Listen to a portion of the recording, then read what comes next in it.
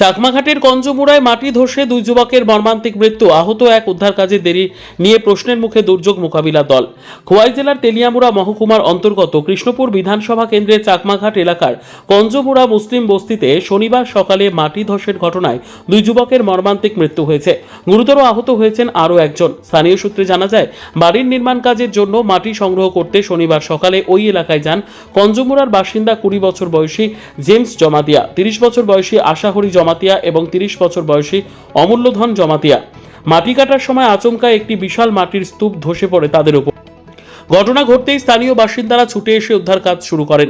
প্রশাসনের জন্য অপেক্ষা না করে এলাকাবাসীর উদ্যোগে ধ্বংসস্তূপ সরানোর কাজ শুরু হয়। উদ্ধার কাজে গুরুতর আহত অবস্থায় বের করে আনা হয় অমূল্যধন জমাতিয়াকে।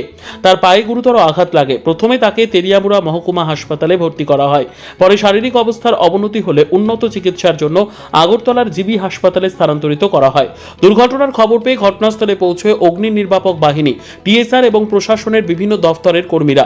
প্রত্যক্ষদর্শীদের অভিযোগ, উদ্ধার কাজে অগ্নি নির্বাপক বাহিনী ও টিএসআর জওয়ানরা সক্রিয় ভূমিকা পালন করলেও মহকুমা প্রশাসনের দুর্যোগ মোকাবিলা দল ঘটনাস্থলে পৌঁছতে উল্লেখযোগ্য দেরি করে। স্থানীয়দের দাবি, দুর্ঘটনার প্রায় 1 ঘন্টা পর ওই দল ঘটনাস্থলে পৌঁছয়, জানিয়ে এলাকায় ক্ষোভের সৃষ্টি হয়েছে।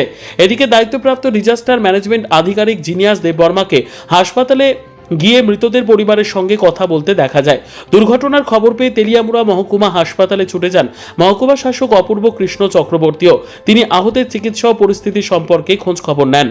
এই হৃদয় বিদারক ঘটনায় কঞ্জমুড়া এলাকায় শোকের ছায়া নেমে এসেছে।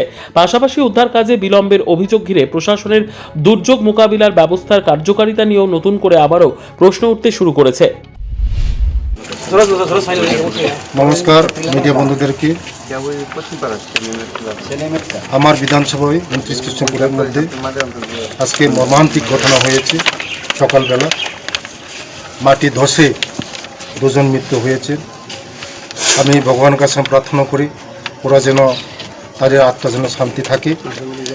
আশাহরি জমাতিয়া এবং জেমস জমাতিয়া দুজন মারা গিয়েছে এবং একজন এখন হসপিটালে আছে, জিবি হসপিটাল আছে। ওদের পরিবারের সঙ্গেই আমরাও মর্মাহত, দুঃখিত এবং আমি এসডিএমকে আমি ধন্যবাদ জানাই। সঙ্গে সঙ্গে ওদেরকে সরকারের রিলিফ 4 লক্ষ টাকা করে দেওয়া হয়েছে ওদের ফ্যামিলিকে। টাকা বড় কথা না, কিন্তু ওদের যে মারা গিয়েছে ওদের যে আত্মা যেমন শান্তি থাকে, আত্মা যেমন ভালো থাকে, তার জন্য আমি ভগবানের কাছে প্রার্থনা করি। ওদের ফ্যামিলির সঙ্গে আমরা মর্মাহত, দুঃখিত। ধন্যবাদ। নিজস্ব প্রতিনিধির রিপোর্ট, দুরন্ত টিভি।